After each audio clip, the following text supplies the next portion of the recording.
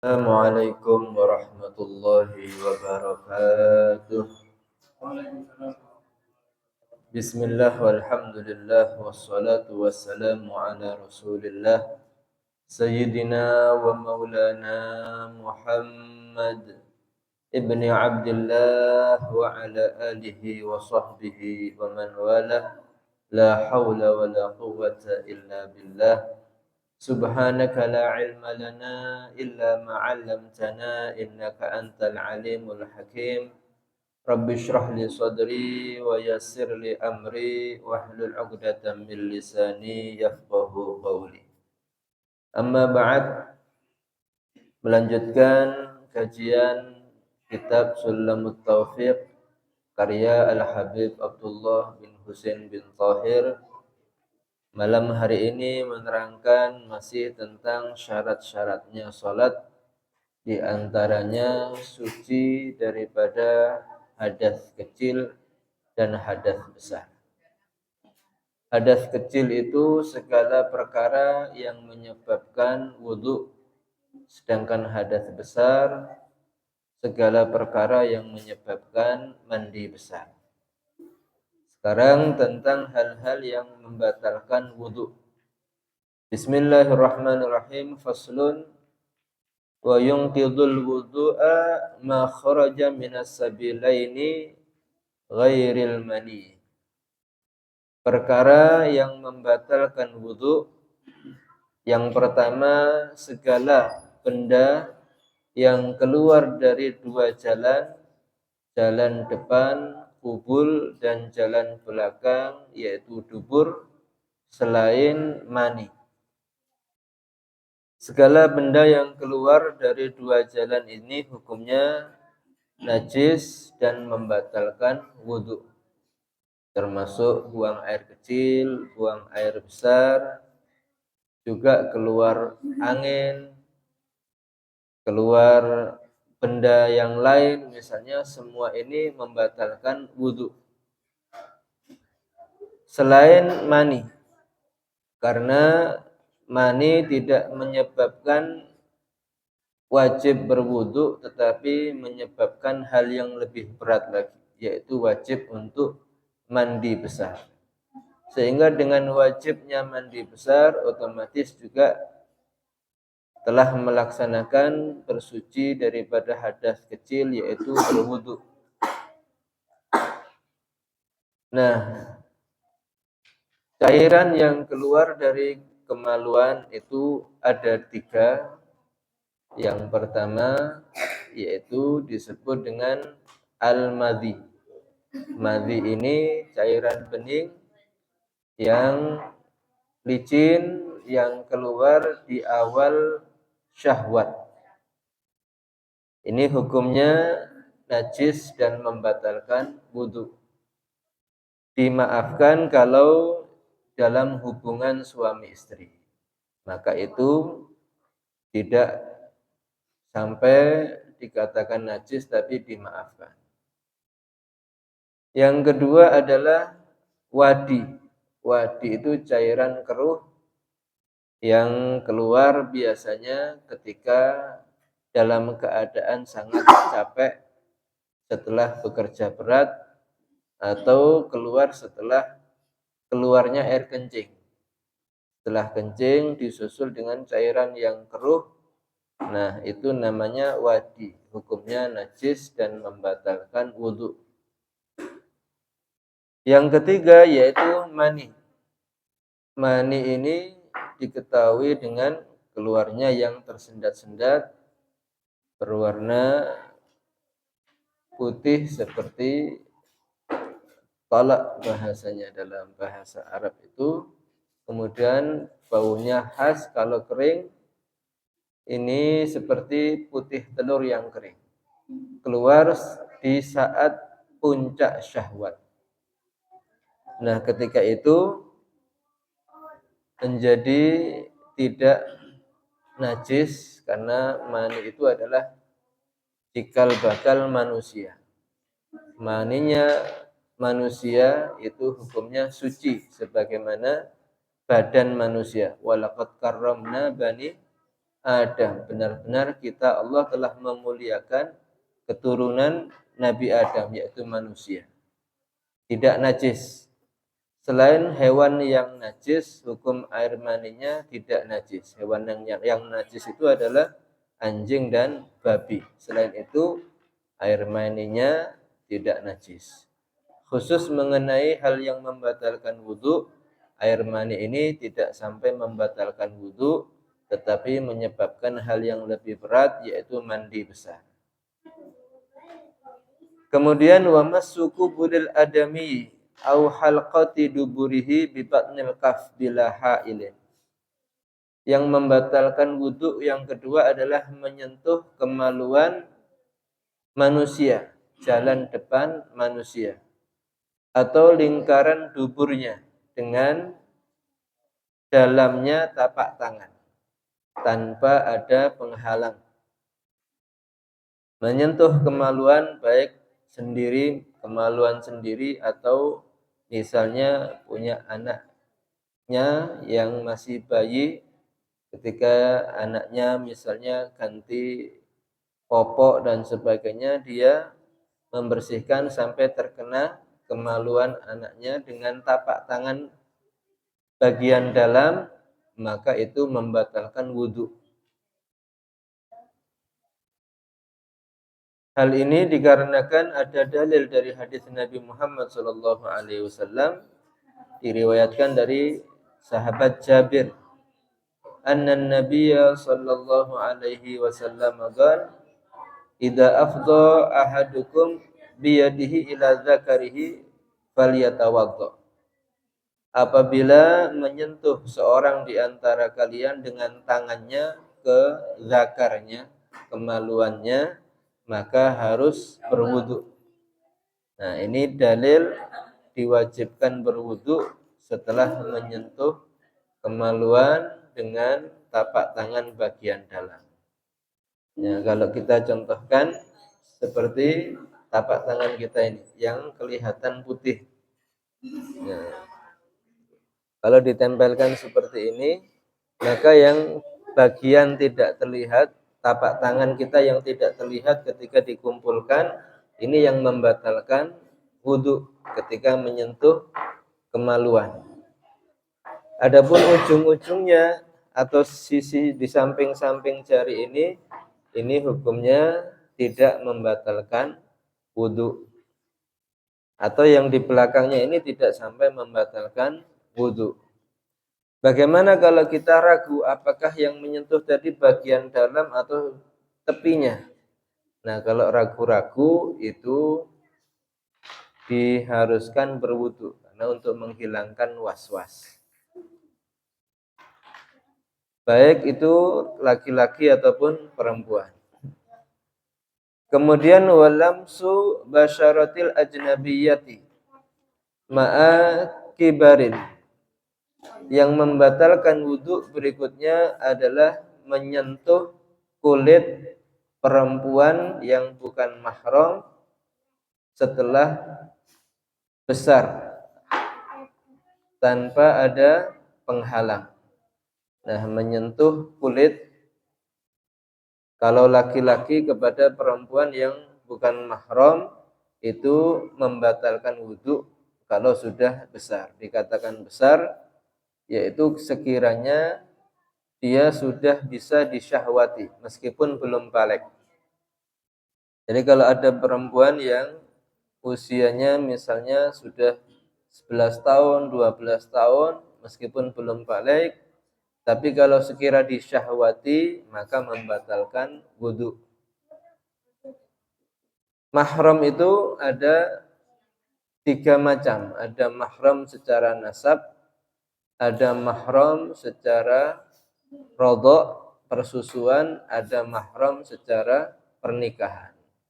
Mahram itu artinya perempuan yang haram untuk dinikahi bagi laki-laki. Atau sebaliknya, laki-laki yang diharamkan untuk dinikahi bagi perempuan. Itu namanya mahram. Harus dibedakan istilah antara mahram dengan muhrim. Jangan salah kalau kebanyakan orang mengatakan kita ini belum muhrim. Nah, muhrim itu artinya orang yang berihram. Orang yang memakai ihram, berniat ihram untuk haji atau umroh, itu namanya muhrim. Tapi kalau antara laki-laki dengan perempuan yang tidak boleh untuk menikah, yang boleh untuk menikah, itu namanya mahram. Yang bukan mahram berarti yang bukan diharamkan untuk menikah. Kalau mahram dari segi nasab, yang pertama kalau kita laki-laki berarti ibu. Ibu kandung atau ibu tiri itu mahram. Kemudian nenek dan ke atasnya. Kemudian saudaranya ibu, yaitu bibi kita. Ibu dan bibi itu mahram dengan kita. Kemudian juga adalah anak kita, anak perempuan, baik anak kandung atau anak tiri. Misalnya menikah dengan perempuan, dia punya anak perempuan, maka laki-laki yang menikah dengan perempuan tadi dengan anak perempuan istrinya itu mahram. Kalau bersentuhan tidak membatalkan wudu. Kemudian yaitu saudaranya, kemudian saudara kandung, saudari kandung. Kalau kita punya saudara kandung atau juga saudara tiri itu mahram. Kemudian anaknya saudara kandung atau keponakan itu juga mahram. Keponakan, anak dari saudara, keponakan perempuan itu hukumnya mahram. Tidak membatalkan wudu, tapi haram untuk dinikahi. Itu dari segi nasab. Kemudian yang kedua dari segi rodok. Rodok itu persusuan. Misalnya ada seorang perempuan, dia merawat bayi seperti Sayyidatina Halimah As-Sa'diyah merawat Nabi Muhammad SAW dengan menyusui bayi tersebut 5 kali persusuan yang normal sampai bayi tadi kenyang.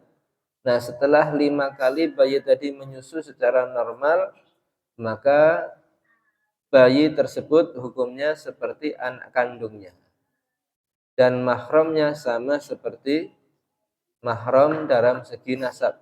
Dia dengan ibu susunya mahram, dengan nenek susunya mahram, dengan saudara ibu susunya, bibinya mahram.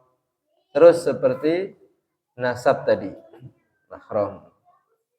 Nah, ini persusuan menjadikan sebab mahramiyah, tidak boleh dinikah.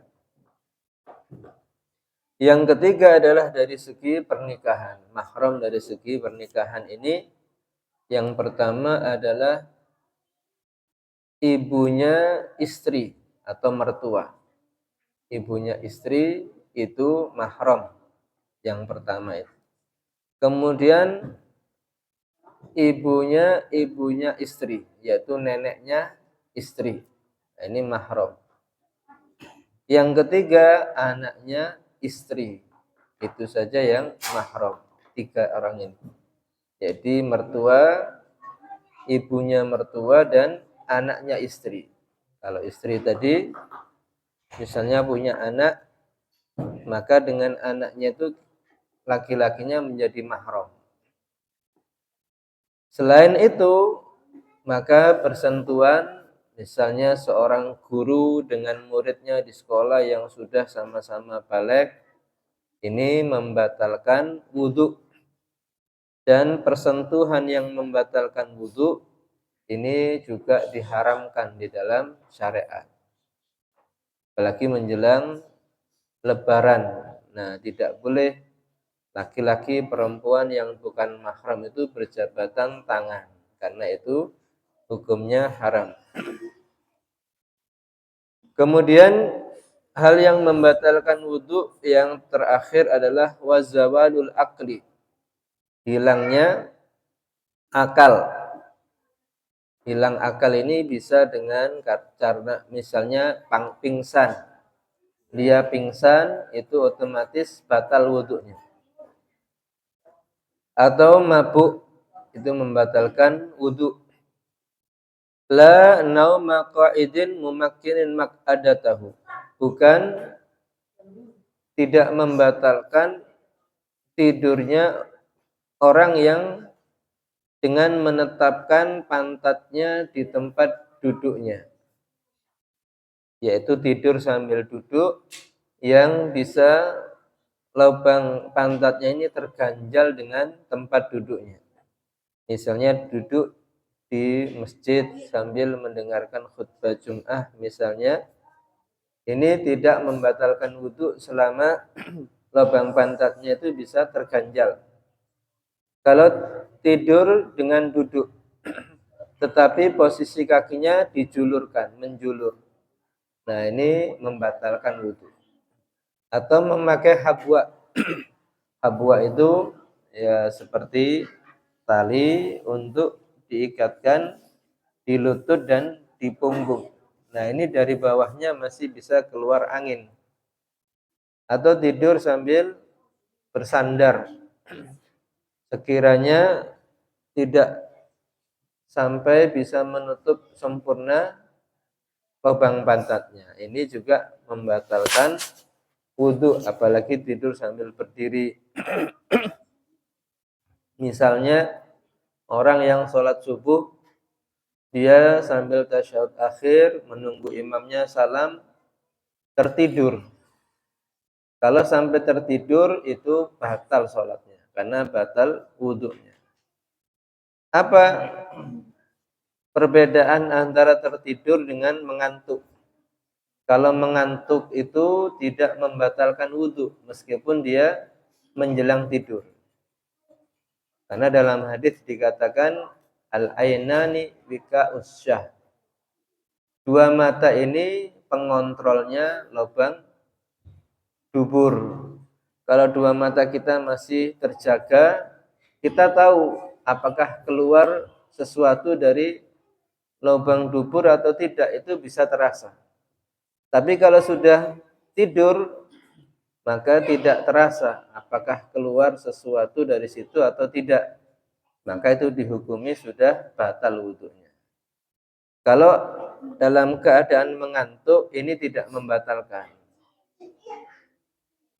Apa perbedaan antara mengantuk dengan tidur? Kalau mengantuk itu dia masih mendengar suara. Seperti ada orang yang berkata-kata dia dengar, tapi tidak jelas. Suaranya itu tidak dipahami. Dia berbicara apa barusan itu. Dia tidak memahami tapi masih mendengar. Jadi kalau kita masih mendengarkan suara-suara meskipun tidak jelas, itu dikatakan mengantuk, tidak sampai tidur. Tapi kalau sudah hening, tidak ada suara, tidak mendengar suara, berarti itu sudah hilang akal sebab tidur. Dan itu membatalkan wudu. Nah, karenanya kita juga hendaknya mengetahui hal-hal yang membatalkan wudu ini agar kita benar di dalam ibadah kepada Allah Subhanahu wa ta'ala. Kemudian kita lanjutkan faslun yajibul istinja'u min kulli ratbin kharijin minas sabilaini ghairil maniyyi. Wajib istinja. Istinja itu bersuci setelah buang air. Baik buang air kecil atau buang air besar, itu namanya istinja.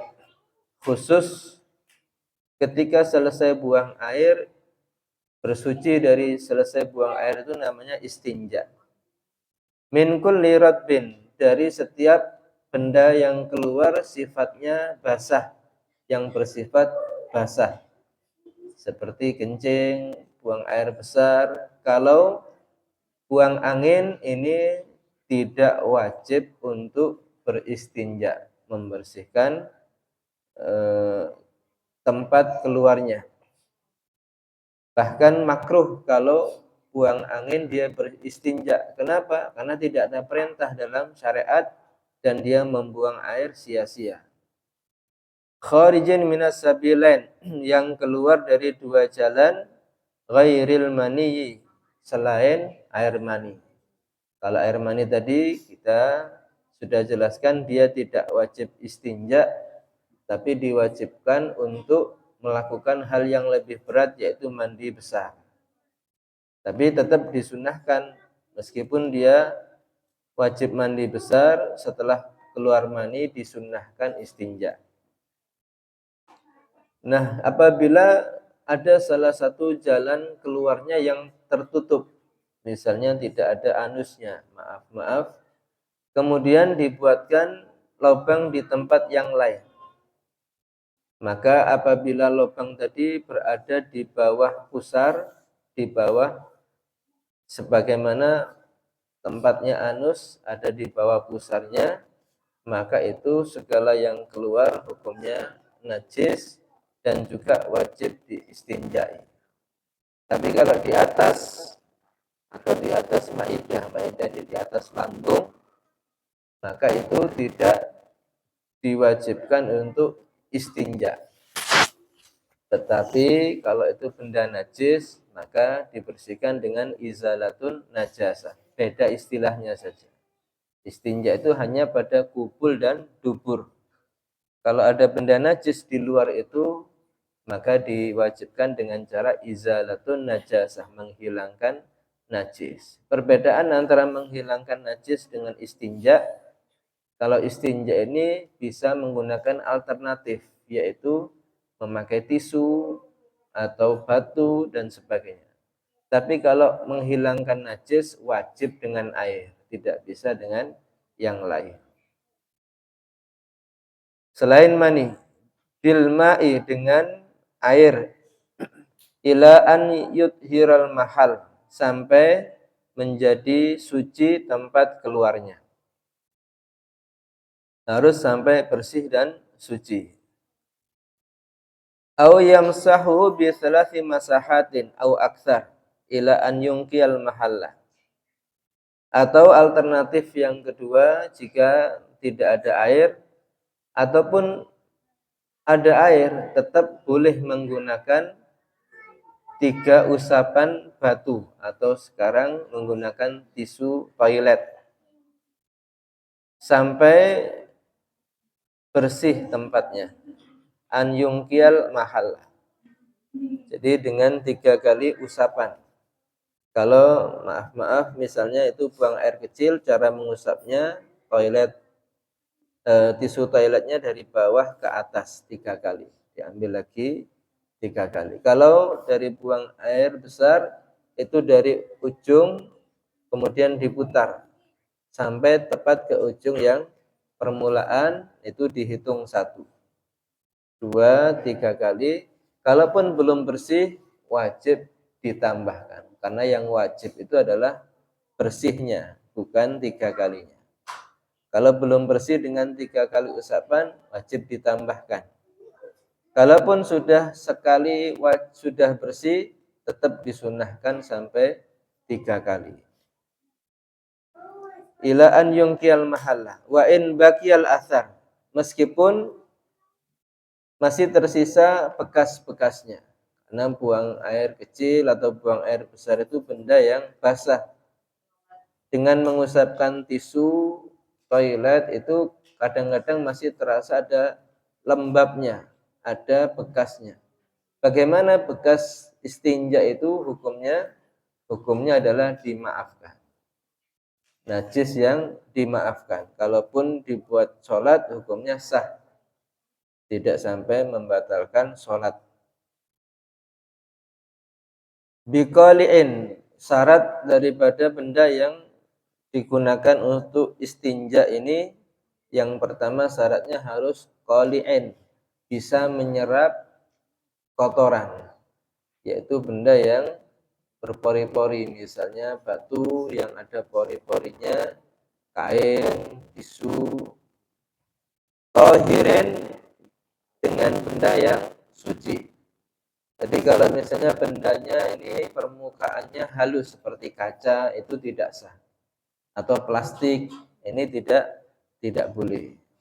Tohirin, bendanya yang dipakai mengusap itu harus benda suci. Kalau misalnya tadi tisu toiletnya sudah bekas dipakai, kemudian dipakai untuk istinja yang berikutnya, tidak sah. Karena sudah najis tadi, harus cari yang bersih lagi. Jamidin, bendanya harus padat atau tidak mudah rontok. Kalau misalnya menggunakan batu bata untuk mengusap kotorannya, kemudian ada pecahan-pecahan batu bata ini, debu-debunya yang masih menempel di tempat keluarnya, nah itu yang najis. Tidak boleh kalau ada yang tersisa di situ. Atau tisunya yang dipakai robek-robek. Nah, tertinggal di situ hukumnya najis itu. Nah, kalau benda najis selain kotoran yang keluar, hukumnya adalah wajib untuk menggunakan air. Karena itu bukan istinja namanya, tapi izalatul najasah. Makanya benda yang dipakai itu harus benda yang padat, sekiranya tidak hancur ketika dipakai istinja. Ghaira mukhtaramin, bukan benda yang dimuliakan. Benda yang dimuliakan seperti uang tidak boleh dipakai untuk istinja. Uang itu dipakai untuk alat tukar menukar. Atau kertas-kertas yang sifatnya kertas yang dimuliakan. Kertas Al-Quran, na'udzubillah, kertas kitab-kitab seperti ini, kertas yang berisi ilmu-ilmu agama, itu hukumnya tidak boleh dipakai untuk istinja. Min ghairin tiqalin, berikutnya syaratnya najis tadi tanpa berpindah dari tempat keluarnya. Kalau misalnya najisnya ada di ujung kemaluan, tempat keluarnya ini yang bisa diistinja. Kalau sudah menetes ke bawah, maka yang di bawahnya ini bukan dikatakan istinja, karena istinja itu adalah di tempatnya saja. Di bawahnya namanya izalatun najasah, menghilangkan najis. Kalau menghilangkan najis itu hanya bisa dengan menggunakan air, tidak bisa dengan tisu yang di bawahnya ini. Maka itu kalau sudah berpindah dari tempatnya, hukumnya harus menggunakan air. Atau berpindah ke kaki. Nah, yang di kaki itu najis, bukan istinja namanya. Itu harus dengan menggunakan air. Wa qabla jafafin, dan syarat bolehnya istinja dengan tisu atau batu itu sebelum kering najisnya. Kalau najisnya sudah kering, maka tidak bisa diangkat dengan tisu atau batu. Maka harus menggunakan air, karena sudah kering, maka sulit untuk menyerap najis tisu yang dipakai tadi. Itu daripada istinja dengan batu sebagai alternatif daripada istinja dengan air. Dan disunahkan menggabung antara istinja dengan batu atau tisu ini dengan menggunakan air setelahnya. Dan ini termasuk kebiasaan orang-orang di daerah Quba, Madinah. Dikatakan innallaha yuhibbul fihi rijalun yuhibbuna an yatatahharu. Di daerah Quba itu ada orang-orang yang senang untuk bersuci. Wallahu yuhibbul mutatahhirin. Dan Allah senang kepada orang-orang yang bersuci, yaitu yang dimaksud adalah orang-orang yang di daerah Quba. Jadi orang-orang Quba di Madinah itu kebiasaannya sebelum menggunakan air, dia menggunakan batu terlebih dahulu, diringankan najisnya dengan diserap atau diusap dengan batu atau tisu tadi, setelah itu baru menggunakan air. Ini menggabung antara batu dan air, hukumnya sunnah. Kemudian juga hendaknya setelah kita istinja itu berdoa. Jangan lupa berdoa setelah istinja. Allahumma tahhir qalbi minan nifaq wa hassin farji minal fawahish. Doa setelah istinja itu Allahumma ya Allah tahhir qalbi minan nifaqi. Sucikan hatiku ini daripada kemunafikan. Wa hassin farji minal fawahish. Dan jagalah kemaluanku daripada kerusakan yaitu perbuatan zina. Na'udzubillah min dzalik. Kemudian adab-adab ketika buang air itu yang pertama tidak menghadap kiblat atau membelakangi kiblat ketika berada di tempat terbuka. Kalau di tempat terbuka misalnya kita ke sungai atau ke daerah yang banyak tanaman di hutan dan sebagainya, itu tidak boleh menghadap ke kiblat atau membelakangi kiblat karena itu langsung tembus. Tetapi jika di tempat yang dipersiapkan untuk buang air, misalnya di kamar mandi, itu hukumnya boleh karena tidak langsung tembus ke kiblat tapi masih terhalang oleh tempat yang dipakai untuk buang air itu. Yang pertama, tidak menghadap ke kiblat atau membelakangi, tapi tetap kalau bisa membangun tempat untuk buang air itu tidak menghadap ke kiblat atau membelakangi. Yang kedua, tidak dengan menghadap matahari atau bulan. Misalnya buang air sambil pandangannya menghadap bulan atau matahari, ini tidak boleh karena itu tidak diperkenankan, makruh. Kemudian tidak buang air di bawah tanaman yang berbuah, yang buahnya itu nanti dikonsumsi baik oleh manusia atau hewan. Nah, karena kencing di bawah pohon berbuah ini nanti akan diserap oleh tanaman dan buahnya nanti dikonsumsi. Nah, ini tidak baik. Kemudian tidak buang air di tempat majma'in nas yang biasa orang-orang berkumpul, di pos kamling atau di halte atau ya pos polisi misalnya. Nggak boleh seperti itu. Karena akan mengganggu orang dengan bau buang airnya tadi. Na'udzubillah min dzalik. Kalau orang terganggu meskipun dengan hal yang seperti itu, hukumnya kita berdosa. Dan orang yang terganggu akan mendoakan jelek bagi orang yang melakukan itu, bahaya. Kemudian kalau masuk ke kamar mandi, dahulukan kaki kiri. Dan keluarnya mendahulukan kaki kanan. Doanya jangan lupa dibaca sebelum masuk kamar mandi. Allahumma inni a'udzubika minal khubuthi wal khaba'ith. Setelah keluar kamar mandi, jangan lupa baca doa. Doa setelah keluar kamar mandi, alhamdulillah alladzi adhaba 'anil adza wa afani ghufrana. Segala puji bagi Allah yang telah menghilangkan dari aku segala penyakit dan menyehatkan aku. Maafkan kesalahanku.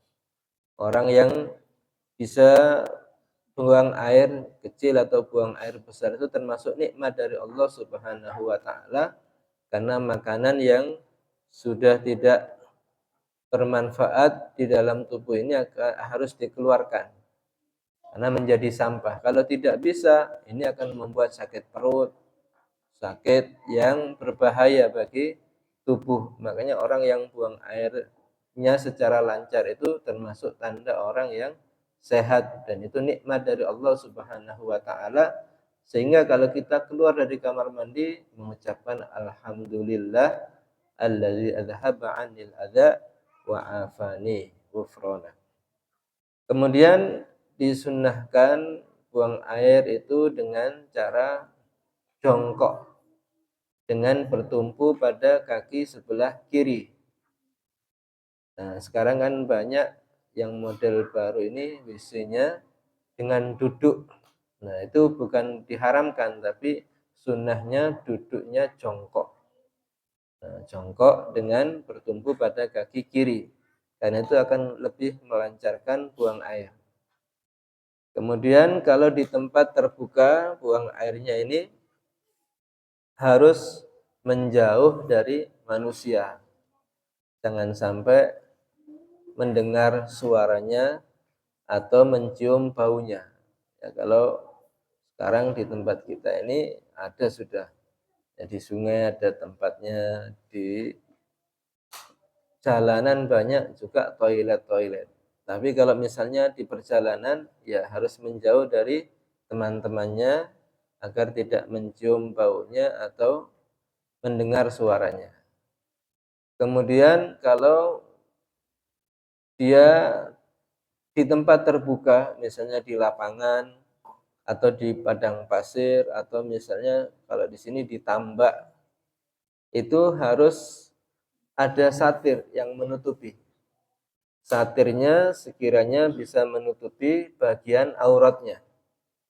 Misalnya 2/3 dhira kalau di Al-Quran. Di kitab-kitab itu dikatakan sekitar setengah meter. Ya, itu kalau kita jongkok untuk buang air tidak akan terlihat auratnya. Dari sisi mana? Ya dari sisi yang sekiranya tidak terlihat oleh orang lain. Ya, kanan, kiri, depan. Itu bisa menutupi aurat. Kalau tidak seperti itu, haram hukumnya. Kencing di tempat terbuka sambil berdiri tanpa ada satirnya. Nah, ini seperti kucing. Haram memperlihatkan seperti itu.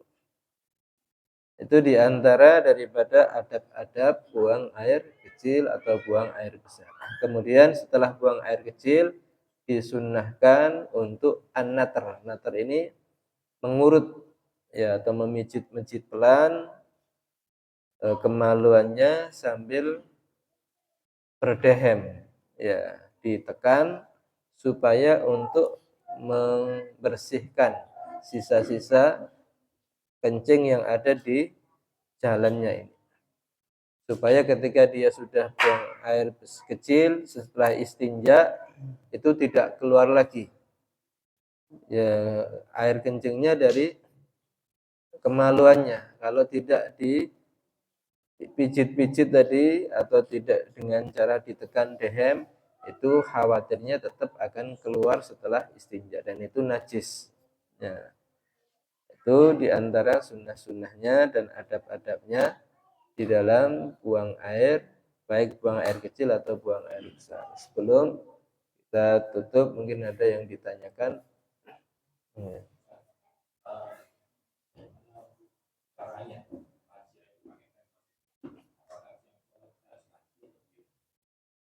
Ya, kalau masalah pempes lansia menggunakan popok yang sekarang ini popok dewasa, itu apakah dalam setiap sholat dia harus ganti? Nah, ketika seseorang dalam keadaan salisil baul, dalam bahasa kitab itu dia tidak bisa buang air langsung ke kamar mandi dan sebagainya, itu dikatakan darurat. Ya. Kalau misalnya dia dalam keadaan dalam masalah sholat, syarat-syaratnya tetap diwajibkan secara lengkap, menghadap kiblat, menutup aurat, suci dari hadas kecil dan hadas besar, suci dari najis pada pakaian dan tempat sholatnya. Nah, kalau pakaian sholatnya ini ada najis seperti tadi itu, bagaimana hukumnya? Ya idealnya setiap dia sholat harus suci ketika pakaian sholat, termasuk pakaian itu ya popoknya itu. Tapi kalau memberatkan misalnya, nah ini juga ada beberapa solusi alternatif. Di dalam kitab-kitab para ulama itu tidak semuanya memberatkan. Di dalam mazhab Hanafi atau mazhab selain Imam Syafi'i, mazhab Maliki itu najis ini bukan menjadi syaratnya sholat. Suci dari najis itu bukan menjadi syarat sahnya sholat, termasuk sunnah saja. Ketika mau sholat kita suci daripada najis. Nah, bisa dipakai kalau keadaan darurat seperti itu. Kalau dia misalnya pakaiannya tidak bisa diganti karena di rumah sakit atau karena menggunakan pampers tadi itu, maka kita ikut mazhab Maliki saja yang mengatakan najis ini bukan menjadi syarat suci daripada najis bukan termasuk syarat sahnya sholat. Nah, kalau dia sudah sembuh benar dan tidak menggunakan lagi, kalau memang mau boleh mengqadha sholatnya. Tapi kalau sudah enggak bisa sembuh, ya sudah itu sholatnya sudah sah. Masalah sholat tentang orang sakit ini agak panjang. Nanti kalau perlu kita akan bacakan referensinya biar jelas. Jadi kalau orang itu dalam keadaan normal, orang sakit seperti kita ini masih kemungkinan sembuhnya besar. Nah, setelah kita sholat seperti tadi, keadaan ada najisnya, atau tidak menghadap kiblat, atau tidak berwudu misalnya, kalau sudah sembuh, diqadha. Tapi kalau memang berat, ya masih ada solusi dari para ulama yang lain mengenai syarat-syaratnya sholat ini. Yang penting itu sholatnya jangan ditinggalkan. Masalah syarat rukunnya itu banyak solusi sebenarnya. Tinggal kita pakai aja solusi-solusi dari para ulama tentang syarat-syaratnya sholat.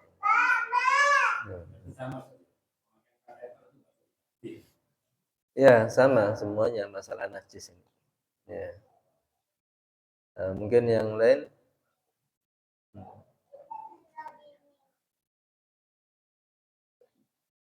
Ya, yang banyak ini enggak.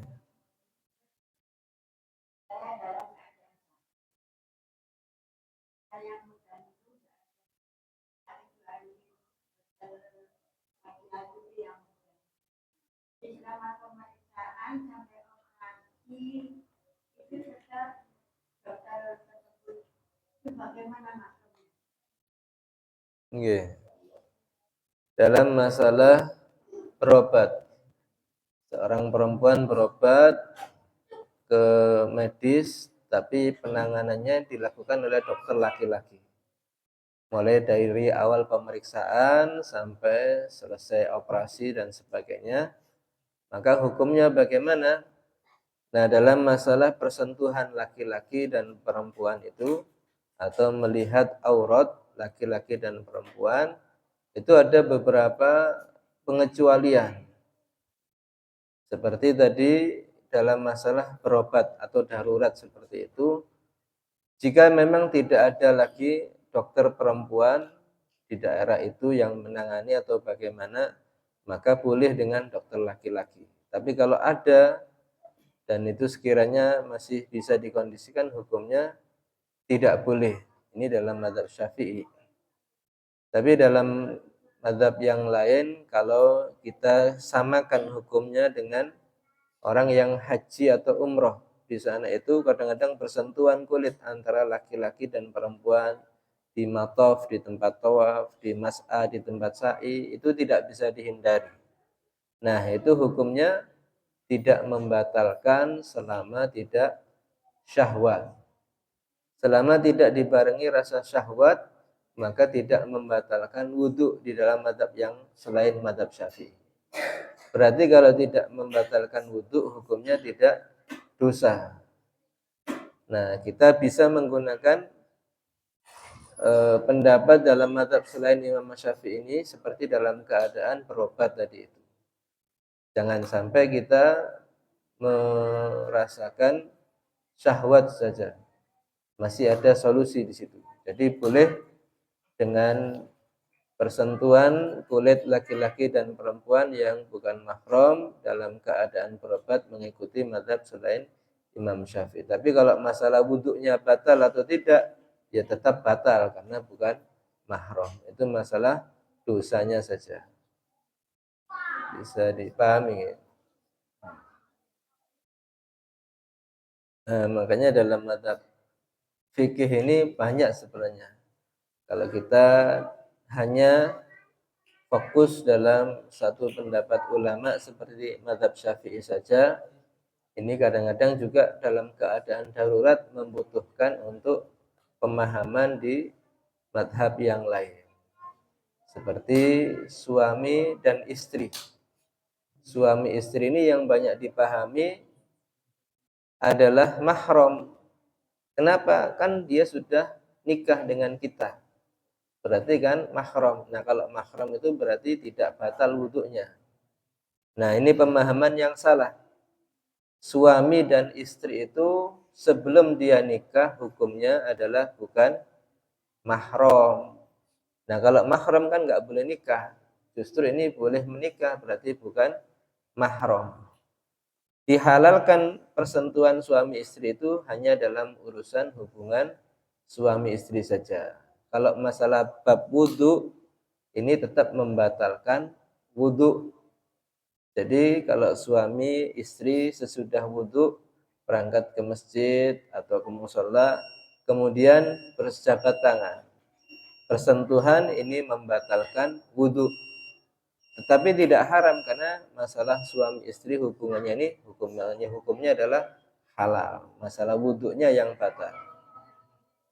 Jadi itu harus dipahami agar tidak salah di dalam menjalankan syariat Allah Subhanahu wa taala. Walafu minkum. Assalamualaikum warahmatullahi wabarakatuh.